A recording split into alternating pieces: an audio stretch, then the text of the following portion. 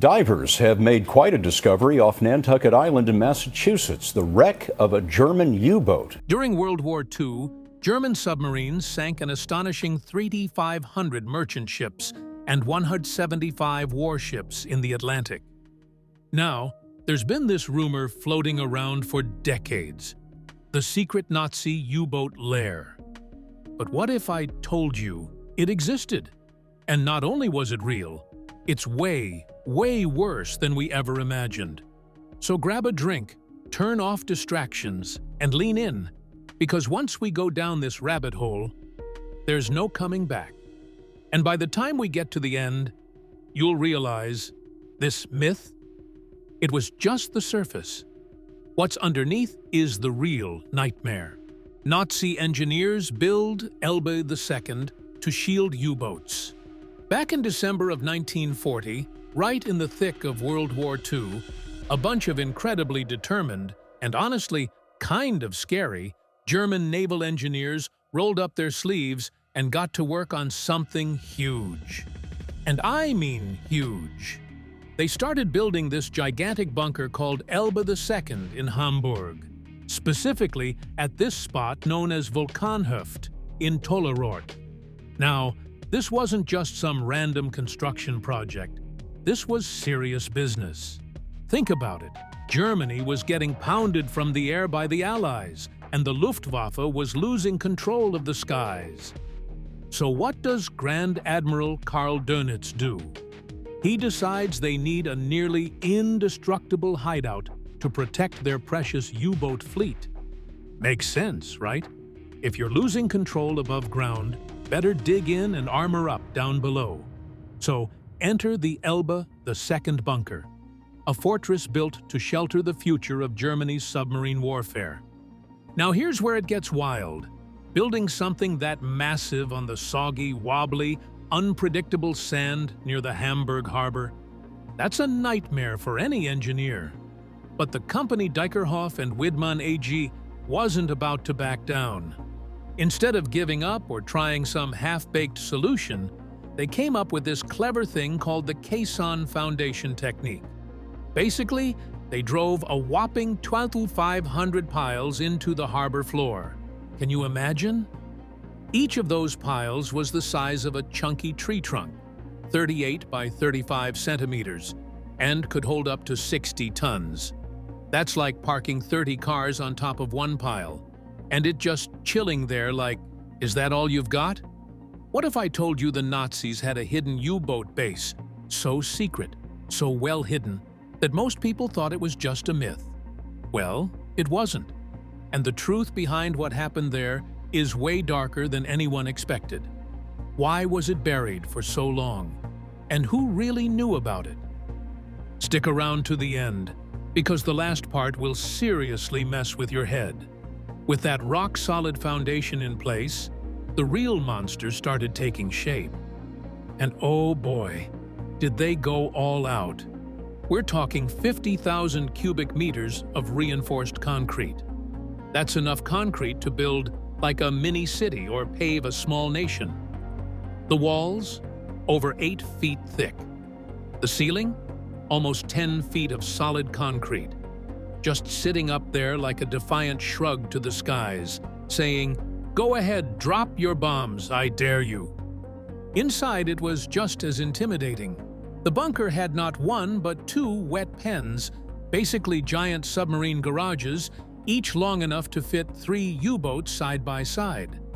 That's almost like squeezing 3 whales into a giant fish tank. And if that wasn't enough, there were 3-ton cranes hanging from the ceiling, full-on railway connections to move supplies in and out, and a workshop the size of a decent warehouse, spread across 2 whole floors. Oh, and the steel gates at the entrance? Like armored eyelids. The only thing that finally wrecked them was a bombing raid right at the tail end of the war in April 1945. So why was Hamburg chosen for this whole operation? Why stash these cutting-edge Type 21 U-boats there of all places? Well, funny you should ask. Alongside Bremen and Danzig, Hamburg was one of the Kriegsmarine's big three for putting together these futuristic submarines. And trust me, these weren't your grandpa's U-boats. The Type 21 subs were like the Teslas of underwater warfare, sleek, fast, high-tech, and scary good at what they were built to do. They could dive deeper than ever before, about 400 meters, and could carry up to 23 torpedoes. That's not a typo, 23.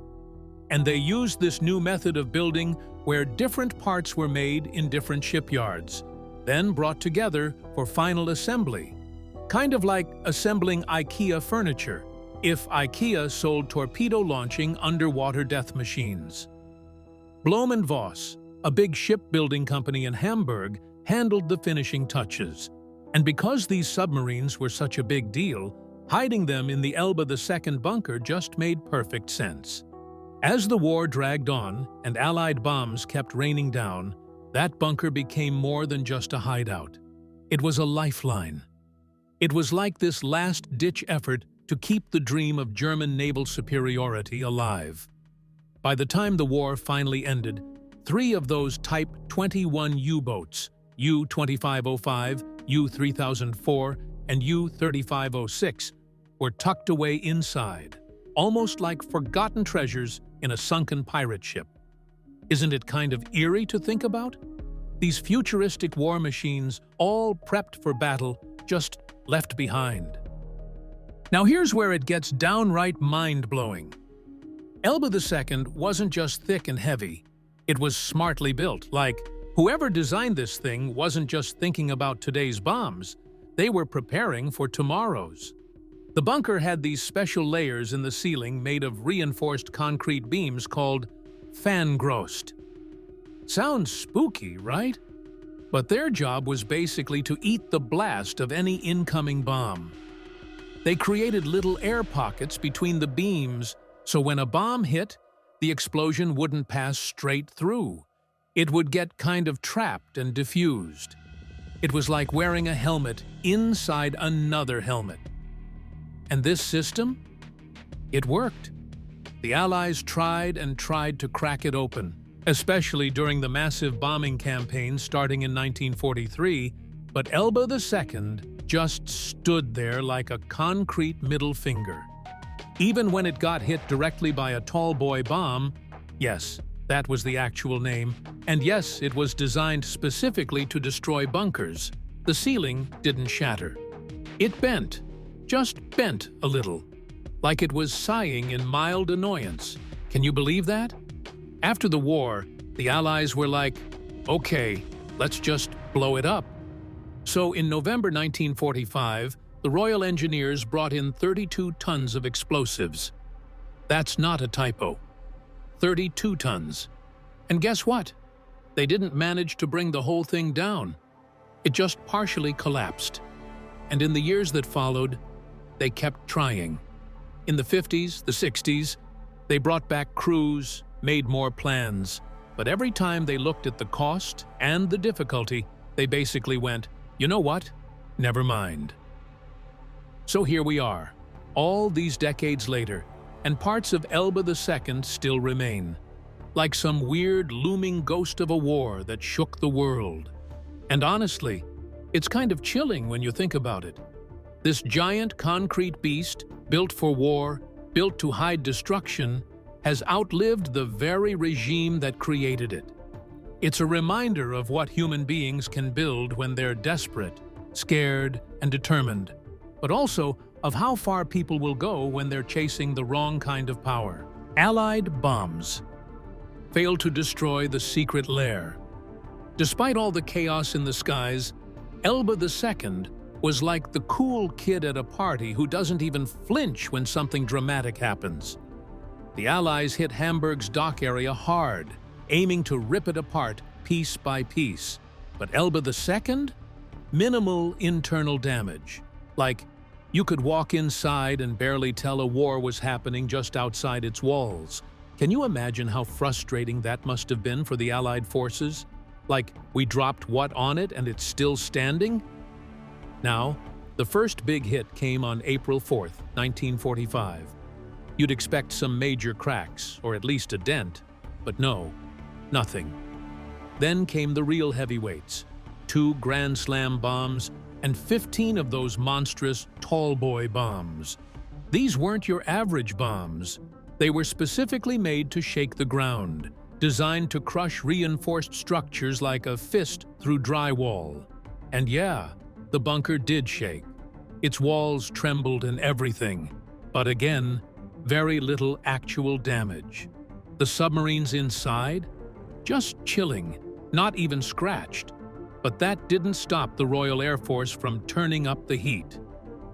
On March 8, 1945, they brought over 300 bombers and dropped close to 1,000 tons of bombs on Hamburg. And just when you think that's the limit, they were like, nah, we're not done yet. And by the end of the month, they'd sent in over 450 bombers with more than 2,200 tons of bombs. And sure, they did major damage to the Howeltswerke shipyards. That place got seriously wrecked. But Elbe II? Still standing strong, like some kind of war-proof bunker legend. The most noticeable damage, if you can even call it that, came when a British tallboy bomb finally landed right on the bunker's roof in March. Now, remember, tallboys were like the Chuck Norris of bombs, over 5 tons each, meant to burrow deep into concrete before detonating. And what happened? The ceiling curved. That's it. A slight inward curve. Honestly, it's kind of impressive in a terrifying way. Eventually, on April 8th, there was an air raid that managed to blow out the bunker's huge steel doors. Finally, a real victory, right? Well, kind of. The doors were gone, yeah, but the submarines tucked safely inside, still untouched, like they were mocking the bombers from inside the walls. And here's where things take a bit of a twist. By the end of the war, 6 submarines were tucked inside Elbe II. 2 of them were the well-known Type 7C subs, U-684 and U-685, but the other 3? Oh, they were something else entirely. These were the cutting-edge, ultra-advanced Type 21 submarines, U-2505, U-3004, and U-3506. At the time, they were basically the iPhones of submarines, sleek, high-tech, and miles ahead of anything else out there. These bad boys could dive to around 400 meters, which was insane back then. Now, after Hitler's suicide on April 30th, Grand Admiral Karl Dönitz stepped up as Germany's head of state and immediately gave the order for Operation Regenbogen. Sounds pretty, right? Rainbow order. But it wasn't rainbows and sunshine. It was a command to scuttle every single German submarine to stop them from falling into Allied hands. Can you believe that? Like, if we can't have them, no one can. Between May 1st and May 5th, around 218 U-boats were sunk all over the place. As British troops closed in on Hamburg, the crews at Elbe II started making their own preparations. U-684 and U-685 were scuttled out in the harbor, doing what most captains were ordered to do. But those fancy Type 21 submarines, they didn't go down like the others. No, between May 2nd and 3, the crews actually filled them with explosives, dynamite, depth charges, the whole works, and sank them inside the bunker itself. Like, who does that? Why not just scuttle them in the open like the rest? It's still kind of a mystery, but it sure seems like they were trying to hide or destroy something really valuable, maybe hoping to keep Allied eyes off their best tech. Then, on May 3rd, Germany surrendered Hamburg to the British. That same day, another sub, U-2501, was scuttled right at the edge of the bunker. Only its bow was inside. This one apparently broke in half right near where it had been built a year earlier. There's something kind of poetic about that, isn't there? Built in Hamburg and destroyed in Hamburg. Almost like the city itself was both the beginning and end. But here's the kicker. Ready for the real twist?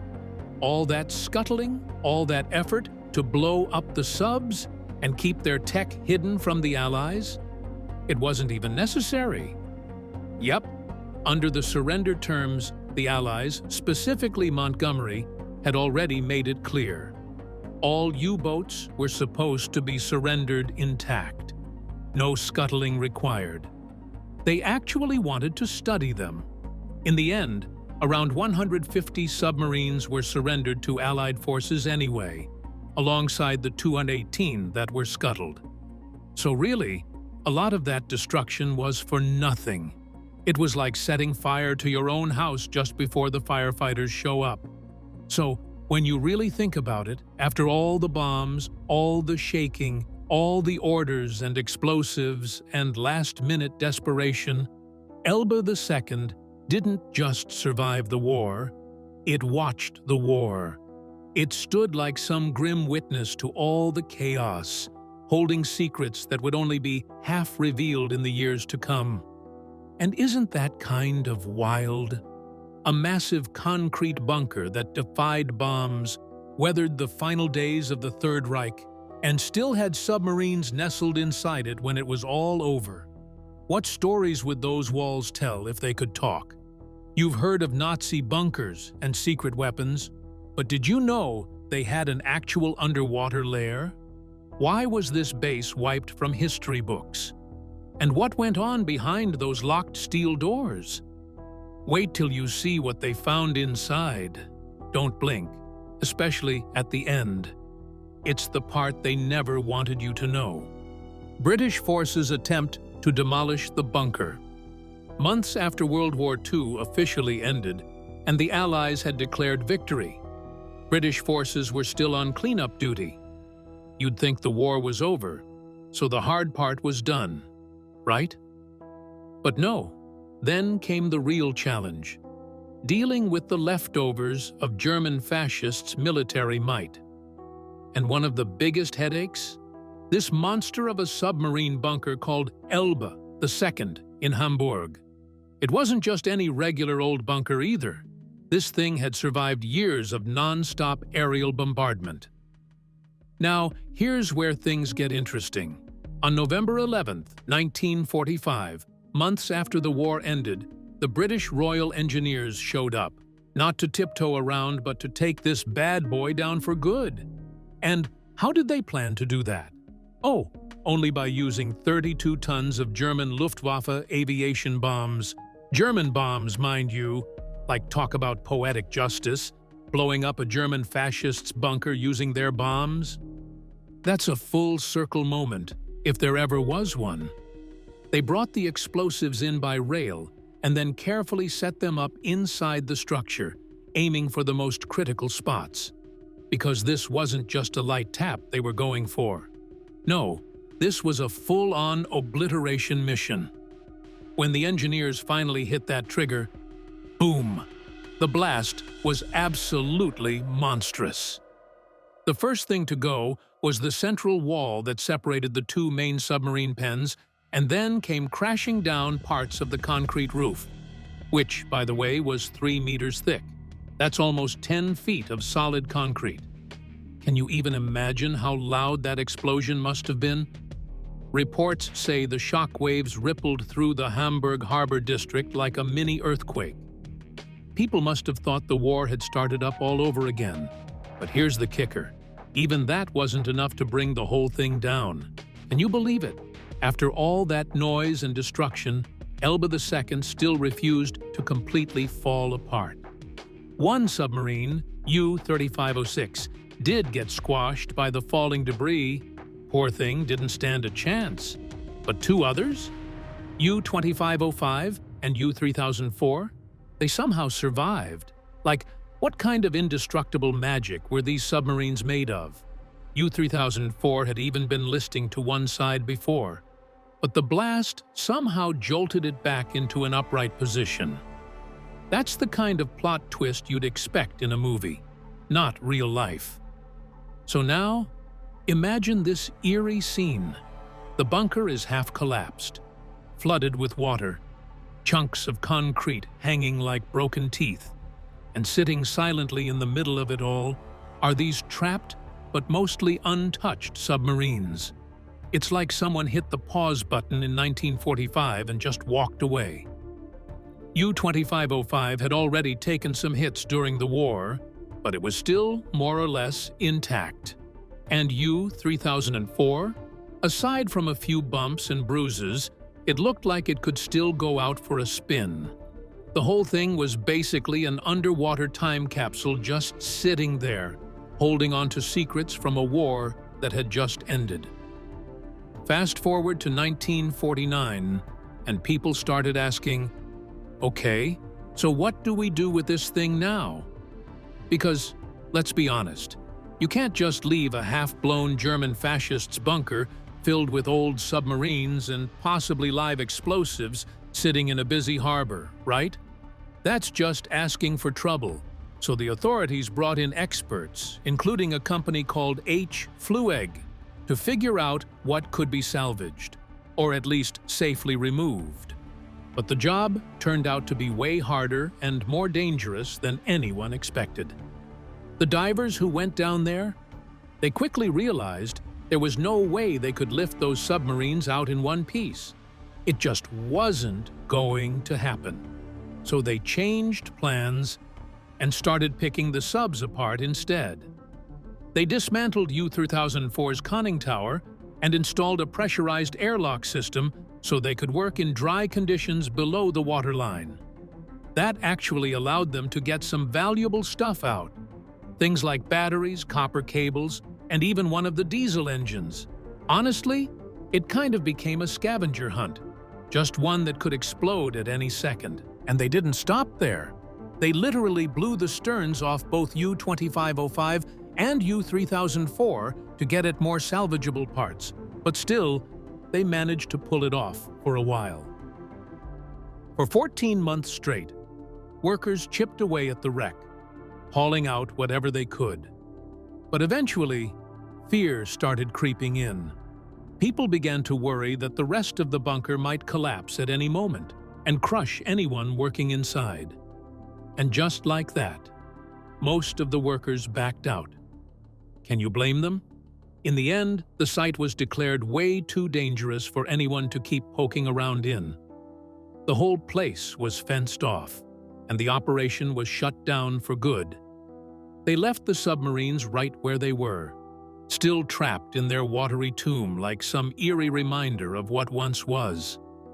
Decades passed, and Elba II became one of those weird, ghostly places that history buffs whisper about.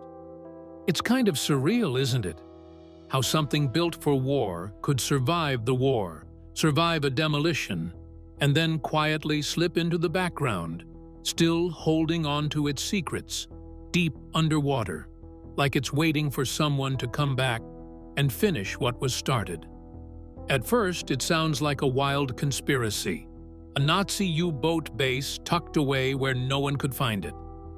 But turns out, it was real, and way more twisted than you can imagine. What were they really doing in there? And why is no one talking about what they left behind? The most chilling part comes right at the end, so you won't want to miss a second. Historian accidentally rediscovers the U-boats.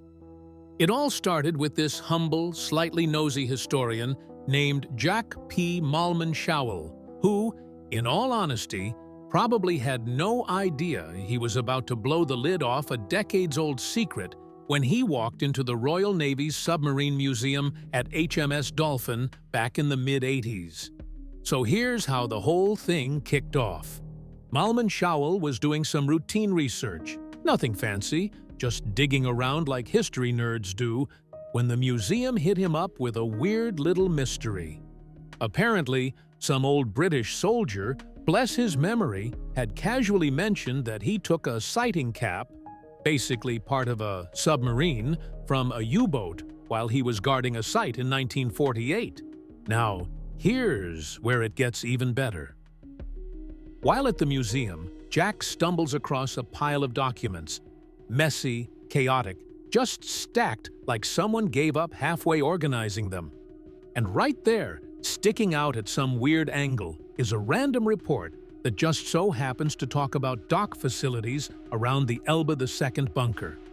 What are the odds, right?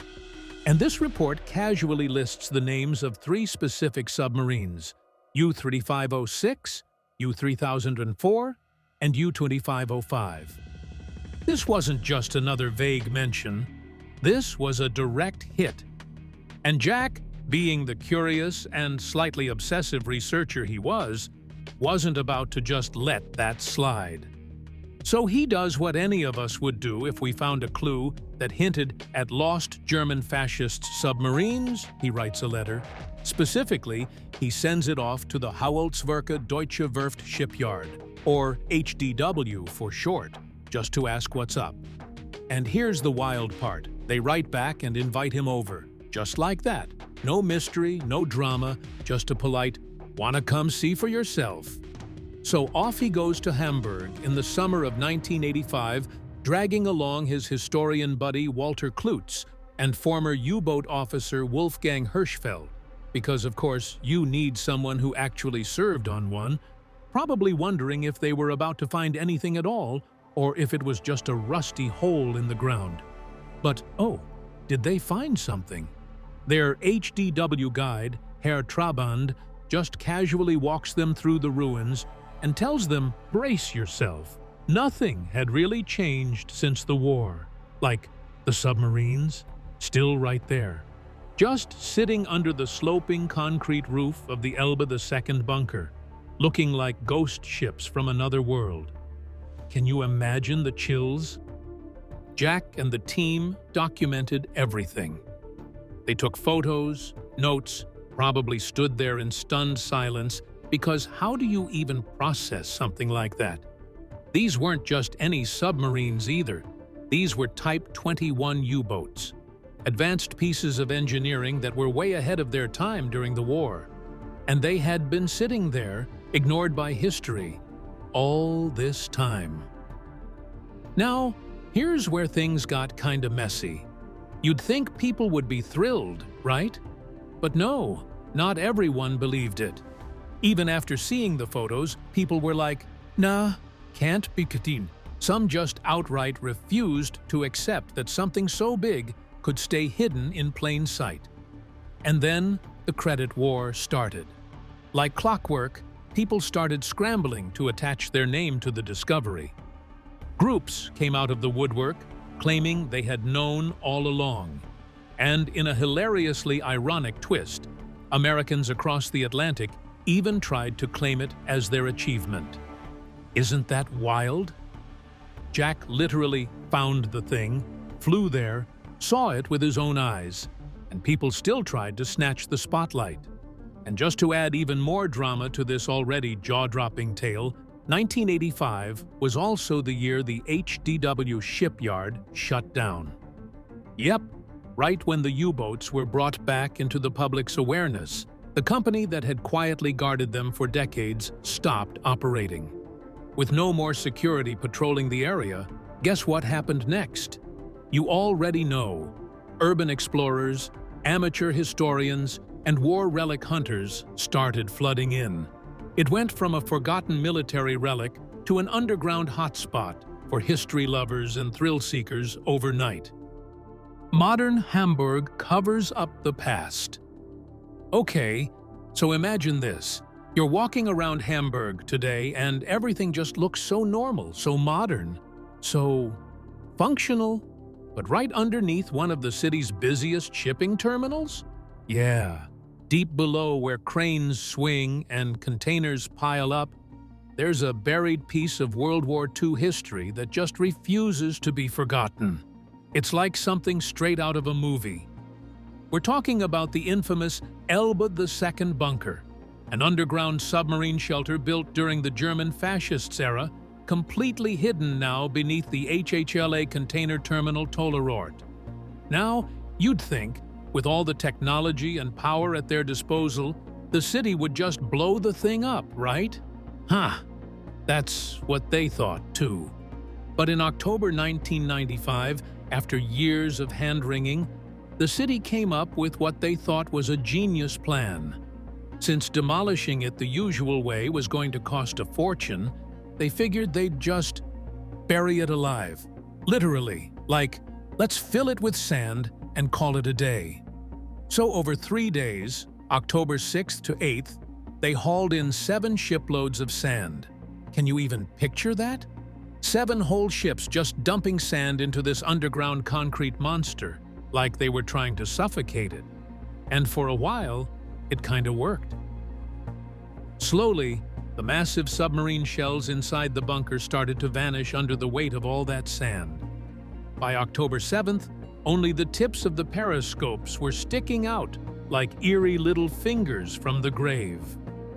Then, poof, they were gone too, just buried, hidden, out of sight, out of mind, right? Wrong. Fast forward to 2001, and people were like, yeah? That sand thing?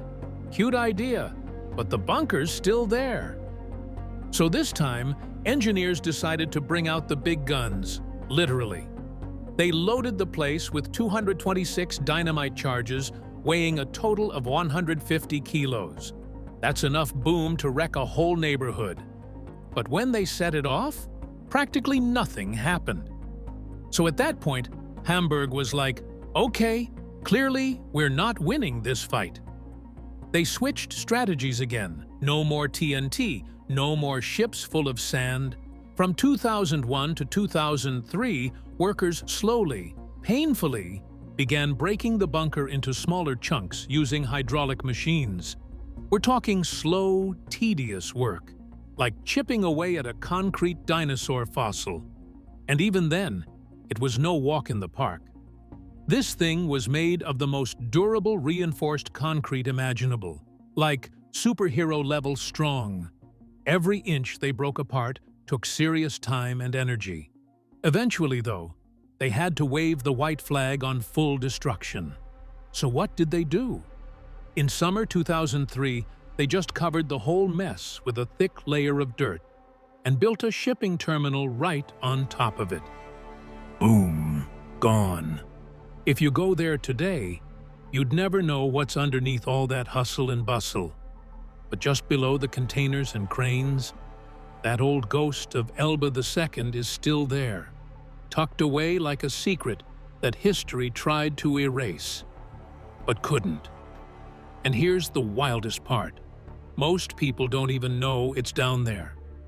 The entire area is part of Hamburg's free port zone, meaning you can't just stroll in with your camera and start poking around. Nope. You'd need special permits. You'd have to show your passport. It's locked down tighter than a vault, which honestly kinda adds to the mystery, doesn't it? Like, what's still down there? What would it feel like to stand above a sealed-off piece of World War II? But even though you can't see the U-boats anymore, they're far from forgotten. History nerds, military buffs, and curious minds still talk about them, still wonder what secrets they hold. There's something almost poetic about it, the way this underground relic of Nazi Germany refuses to fade away, how even the most advanced demolition efforts couldn't fully destroy it. It's like the city tried to cover it up, to move on, but the past, in its own weird, haunting way, still lingers beneath their feet. With this, we have come to the end of this video. Thanks for watching. If you enjoyed this video, do well to like, comment, and subscribe for more content. To enjoy more thrilling stories, click now on the following video that pops up on your screen.